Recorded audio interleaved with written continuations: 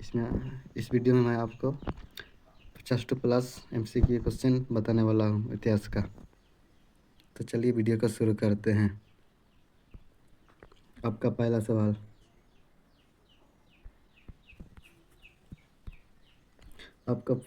है Napoleon Bonaparte कौन था? ये नेपोलियन बोनापार्ट कौन था? ये हर बार क्वेश्चन में आता है, हर बार बोर्ड एग्जाम में आता है।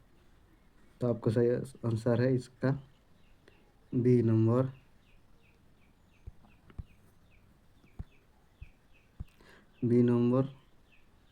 ऑप्शन बी, प्रांत का सम्राट। प्रांत का सम्राट का सही जवाब है। आपका अगला क्वेश्चन देखते हैं, 2 नंबर। 1789 ईस्वी में फ्रांस की क्रांति के समय किसका शासन था? ये भी बहुत बार आया है। तो 1789 ईस्वी में फ्रांस की क्रांति के समय किसका शासन था? तो उसका सही जवाब है ऑप्शन बी, लुइस सल्वा का। अगला क्वेश्चन देखते हैं, तीसरा नंबर क्वेश्चन देखते हैं।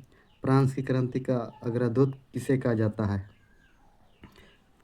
तो इसका सही आंसर है ऑप्शन बी, रूसो को फ्रांस की क्रांति का अग्रदूत कहा जाता है।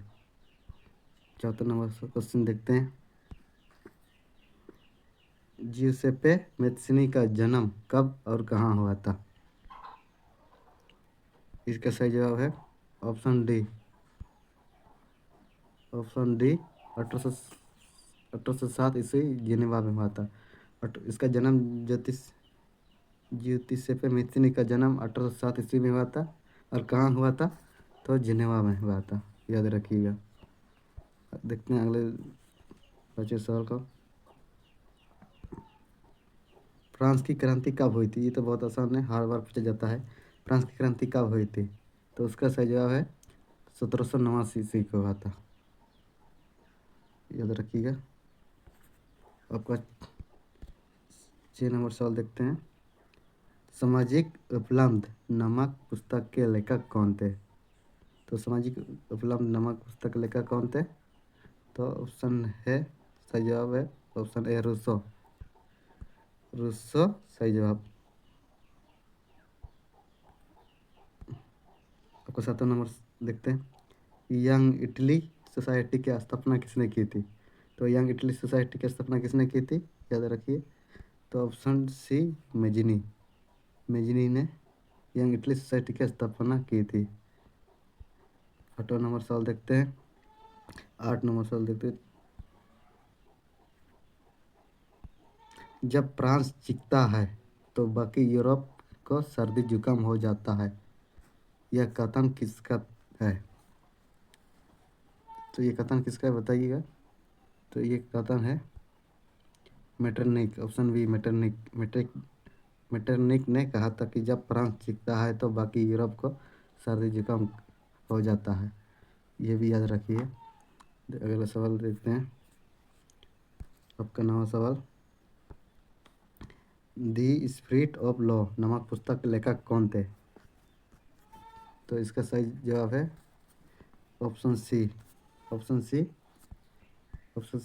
मोंटेस्क्यू सही जवाब है मोंटेस्क्यू। आपका 10वां सवाल, बिस्मार्क जर्मनी का चांसलर कब बना था? तो बिस्मार्क जर्मनी का चांसलर कब बना था? तो आपका सही जवाब है ऑप्शन डी, 1871 ईस्वी में। 1871 ईस्वी में बिस्मार्क जर्मनी का चांसलर बना था। गलती हो, एक दो तो अगर गलती हो जाएगा तो प्लीज़ माफ़ कर दिए बच्चों। आपका 11 नंबर देखते हैं। ऑस्ट्रिया के साथ प्रसा का युद्ध कब हुआ था? ऑस्ट्रिया के साथ प्रसा का युद्ध कब हुआ था? तो आपका सही जवाब है ऑप्शन डी 1886 ईस्वी में। 1886 ईस्वी में। 12 नंबर सवाल देखते हैं। 12 नंबर, प्रसा का ऑस्ट्रिया के साथ किस संधि के द्वारा युद्ध विराम हुआ? प्रसा का ऑस्ट्रिया के साथ किस संधि के द्वारा युद्ध विराम हुआ? तो उसका सही जवाब है ऑप्शन ए, वियना की संधि। ऑप्शन ए, वियना की संधि के द्वारा। ठीक है, अगला सवाल देखते हैं। अगला सवाल 13 नंबर, इटली का एकीकरण कब हुआ था? इटली का एकीकरण कब हुआ? तो इसका सही जवाब है ऑप्शन ए 1871 ईस्वी को।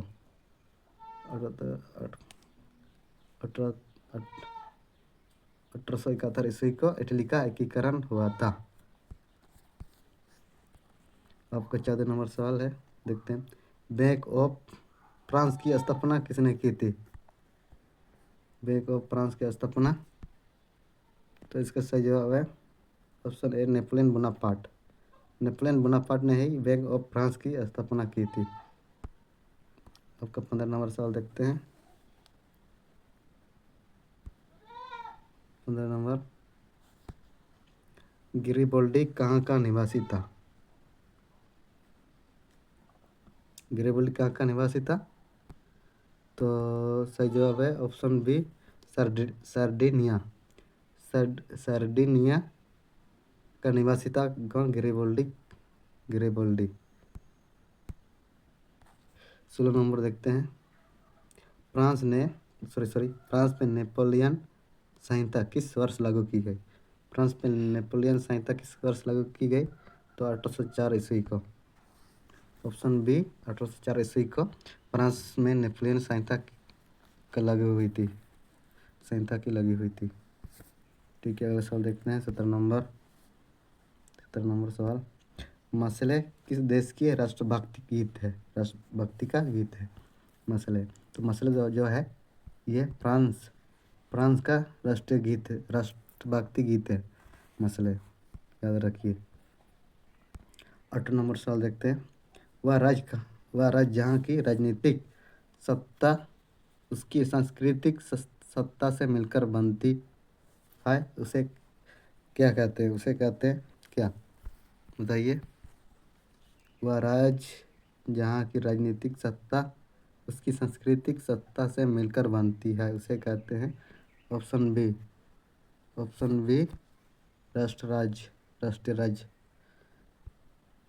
19 नंबर सवाल देखते हैं।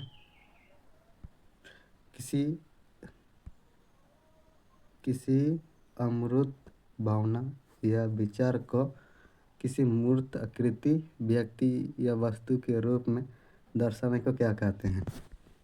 जी हाँ, किसी अमूर्त भावना या विचार को किसी मूर्त आकृति, व्यक्ति या वस्तु के रूप में दर्शाने को क्या कहते हैं? तो इसका सही जवाब है ऑप्शन सी रूपक।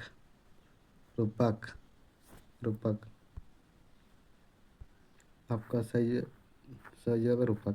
ठीक है, आपका 20वां सवाल देखते हैं। 20वां सवाल, टूटी हुई बेड़िया, मशाल, तलवार, उगता सूर्य आदि प्रतीक क्या कहलाते हैं? टूटे हुई बेड़िया, मशाल, तलवार, उगता सूर्य आदि के प्रतीक क्या कहलाते हैं? इसका सही जवाब है ऑप्शन ए रूपक। आपका 21वां सवाल देखते हैं।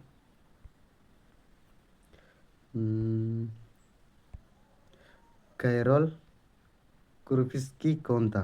कैरोल कुरुपिस्की कौन था? तो आपको सही जवाब है ऑप्शन डी पोलिश राष्ट्रवादी। पोलिश राष्ट्रवादी। आपको 22 नंबर सवाल देखते हैं। आंखों पर पट्टी बांधे हुए और तलवार लिए हुए महिला किस बात का प्रतीक है? जी हम आंखों पर पट्टी बांधे हुए और तराजू लिए हुए महिला किस बात का प्रतीक है? तो ऑप्शन ए न्याय का प्रतीक है। 23 नंबर सवाल देखते हैं। बुर्बो राजवंश का शासन किस देश में था? बुर्बो राजवंश का शासन किस देश में था? तो ऑप्शन सी फ्रांस में था। फ्रांस में। 24 नंबर सवाल देखते हैं। 24 नंबर, किस संधि के द्वारा यूनान को एक स्वतंत्र राष्ट्र के रूप में मान्यता मिली? तो इसका आंसर है ऑप्शन ए कुस्तुतुनिया। कुस्तुतुनिया, कुस्तुन दुनिया की। ठीक है, 22 नंबर सवाल देखते हैं। फ्रेडरिक सोरिये कौन था? फ्रेडरिक सोरिये कौन था? तो आपका सही जवाब है ऑप्शन ए, फ्रांसीसी चित्रकार। फ्रांसीसी चित्रकार। ठीक है, आपका अगला सवाल देखते हैं। आपका 24 नंबर सवाल देखते हैं। किसी राष्ट्र की सामूहिक पहचान को क्या कहते हैं? किसी राष्ट्र की सामूहिक पहचान को कहते हैं क्या? राष्ट्रवाद। राष्ट्रवाद कहते हैं। 27 नंबर सवाल देखते हैं। मारियान किस देश के राष्ट्रवाद की प्रतीक थी? तो मारियान किस देश के राष्ट्रवाद की प्रतीक थे? तो फ्रांस देश की। फ्रांस देश की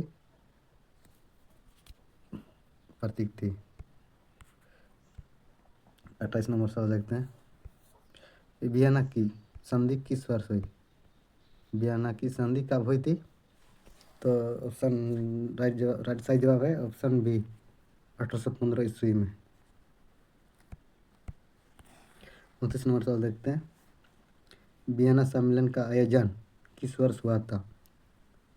वियना सम्मेलन का आयोजन किस वर्ष हुआ था? तो उसका सही जवाब है ऑप्शन ए, 1815 ईस्वी में। 1815 ईस्वी में। ठीक है, आपका 30 नंबर सवाल देखते हैं। काउंट काबूर को विक्टर एमुनियल ने किस बात पर नियुक्त किया है? काउंट काबूर को विक्टर एमुनियल ने किस पद पर नियुक्त किया? तो प्रधानमंत्री। सही जवाब है ऑप्शन बी, प्रधानमंत्री। प्रधानमंत्री पर नियुक्त किया, प्रधानमंत्री पद पर नियुक्त किया था काउंट कपूर को। ठीक है, 31 नंबर सवाल देखते हैं।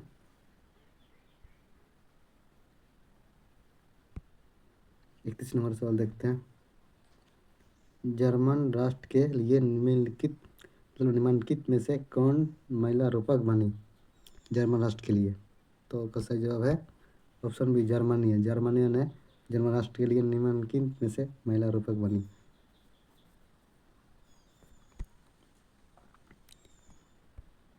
आपको 32 नंबर सवाल देखते हैं।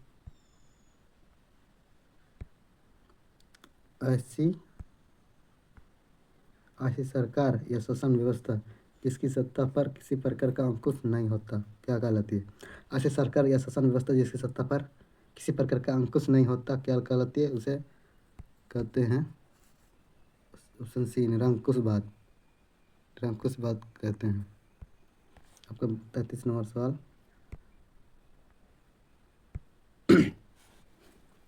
वह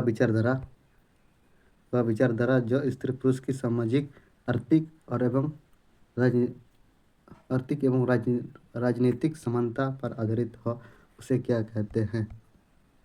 वह विचारधारा जो स्त्री पुरुष सामाजिक, आर्थिक, राजनीतिक समानता पर आधारित हो उसे क्या कहते हैं? उसे ऑप्शन बी, नारीवाद कहते हैं। उसे नारीवाद, ऑप्शन बी, नारीवाद। 34 नंबर सवाल देखते हैं। निम्नलिखित में से किसे एकीकृत इटली का प्रथम शासक घोषित किया गया था?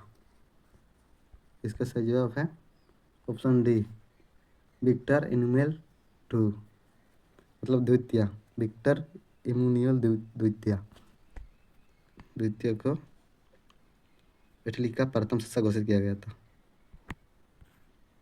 35 नंबर सवाल देखते हैं।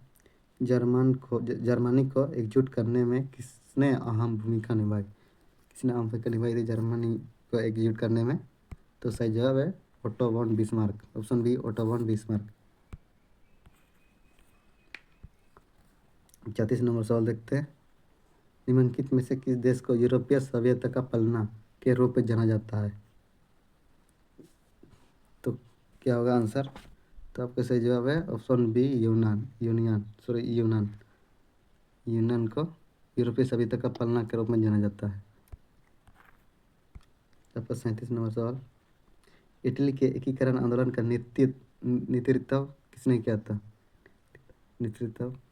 तो आपका सही जवाब है ऑप्शन ए, कैमिलो दे काबूर ने इटली के एकीकरण आंदोलन में नेतृत्व किया था।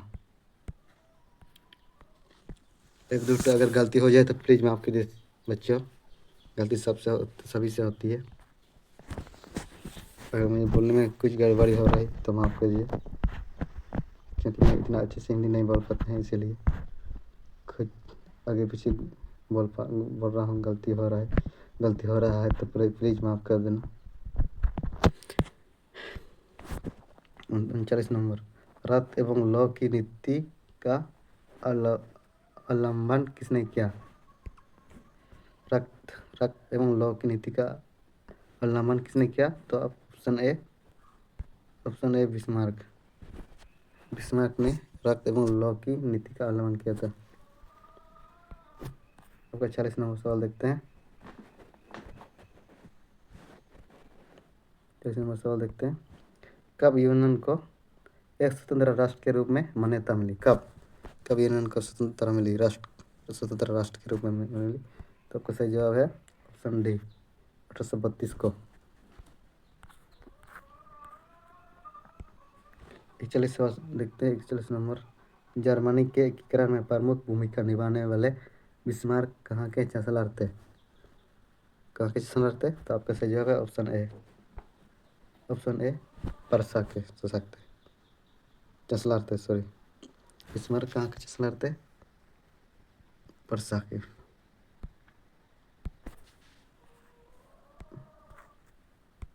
42 नंबर देखते हैं, फ्रेडरिक सोरियो का विषय क्या था? तो फ्रेडरिक सोरियो का विषय क्या था? तो उसका विषय था लोकतंत्र। 38 नंबर देखते हैं, 1831 के बाद यूरोप में राष्ट्रवादी तनाव का एक गंभीर स्रोत था। कौन सा क्षेत्र में? बताइए, कौन सी जगह में, कौन से क्षेत्र में? तो उसका सही जवाब है बाल्कन क्षेत्र में यूरोप में राष्ट्रवादी तनाव का एक गंभीर स्रोत था, यानी कि 1831 के बाद। 40 नंबर देखते हैं। 40 नंबर, सार्डिनिया पिडमोंट का शासक कौन था? सार्डिनिया पिडमोंट का शासक कौन था? तो आपका सही जवाब है option A Victor Emmanuel. Victor Emmanuel, option A सही जवाब।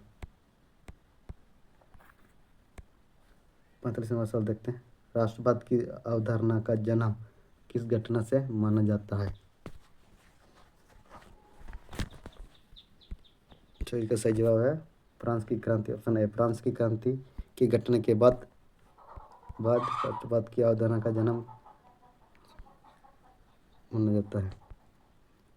इस घटना से, फ्रांस की क्रांति की घटना से राष्ट्रवाद की अवधारणा का जन्म माना जाता है। चौका 40 नंबर देखते हैं, शुल्क संघ जब जोल्बेराइन की स्थापना किसकी पहल पर की गई थी?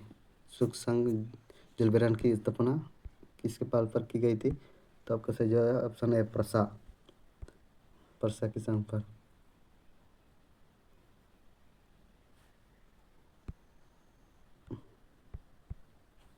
ऑप्शन 43 नंबर देखते हैं, जर्मनी का एकीकरण कब पूरा हुआ?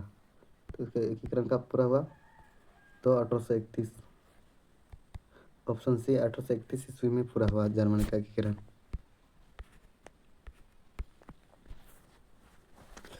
48 नंबर देखते हैं, पहले तुम मनुष्य हो उसके बाद किसी देश के नागरिक या अन्य कुछ, ये कथन किसका है? पहले तुम मनुष्य हो उसके बाद किसी देश की नागरिक या अन्य कुछ, ये किसका कथन है? तो ये कथन है आपका ऑप्शन सी रूसो का कथन था। ऑप्शन सी रूसो का कथन। 49 नंबर देखते हैं, विश्वकोश नामक ग्रंथ की रचना किसने की थी? विश्वकोश ग्रंथ की रचना किसने की थी? तो ऑप्शन डी नेकर ने किया था रचना, ठीक है, विश्वकोश की। 50 नंबर देखते हैं, मतदान के अधिकार को क्या कहा जाता है? मतदान के अधिकार को यानी कि वोट देने के अधिकार को क्या कहा जाता है? तो वोट देने के मतदान के अधिकार को मताधिकार कहा जाता है, मताधिकार। 51 नंबर देखते हैं। 51 नंबर सवाल देखते हैं। बस्तिल किले का पतन कब हुआ? तो बस्तिल किले का पतन बस्तिल किले का पतन कब हुआ? तो ऑप्शन सी 1789 ईस्वी को। 1789 ईस्वी को बस्तिल किले का पतन हुआ था। अगला सवाल देखते हैं 52 नंबर। 1815 में आयोजित वियना सम्मेलन की मेजबानी किसने की थी? तो 1815 में जो आयोजित हुआ वियना सम्मेलन की, इसकी मेजबानी किसने की थी? तो उसका सही जवाब है मेटरनिख ने। Option D Metternich. 53 नंबर देखते हैं। लिब्रे क्या था? तो लिब्रे क्या था? तो फ्रांसीसी मुद्रा था। लिब्रे फ्रांसीसी मुद्रा था। जैसे हमारा इंडिया का मुद्रा है रुपया, उसी प्रकार फ्रांस की भी मुद्रा है जिसे लिब्रे कहा जाता था।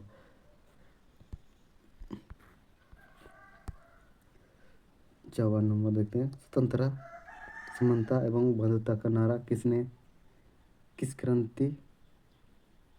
क्रांति की देन है? सॉरी, स्वतंत्रता, समानता एवं बंधुता का नारा किस क्रांति की देन है? तो ये फ्रांसीसी क्रांति की देन है। ऑप्शन बी फ्रांसीसी क्रांति। 55 नंबर सवाल देखते हैं।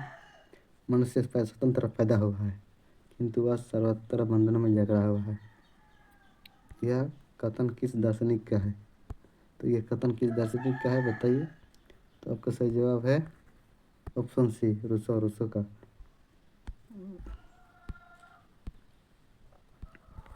56 नंबर सवाल देखते हैं।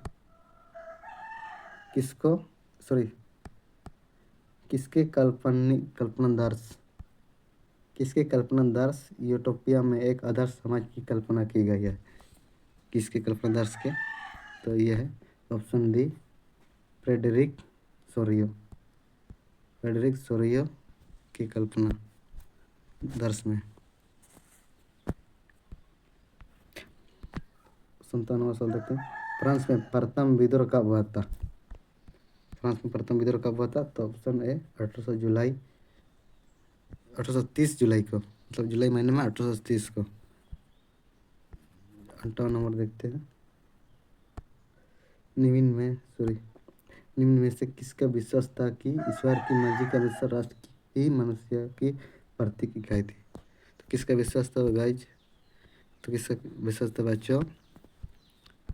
तो ऑप्शन सी मैत्सिनी, जिउसेपी मैत्सिनी का विश्वास था कि ईश्वर की मर्जी के अनुसार ही मनुष्य की प्राकृतिक इकाई थी।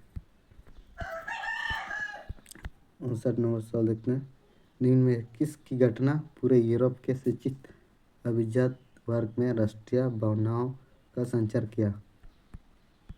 तो इसका सही जवाब है ऑप्शन बी यूनान का स्वतंत्रता संग्राम। आपका लास्ट सवाल है। हाँ, ये आपका लास्ट सवाल है।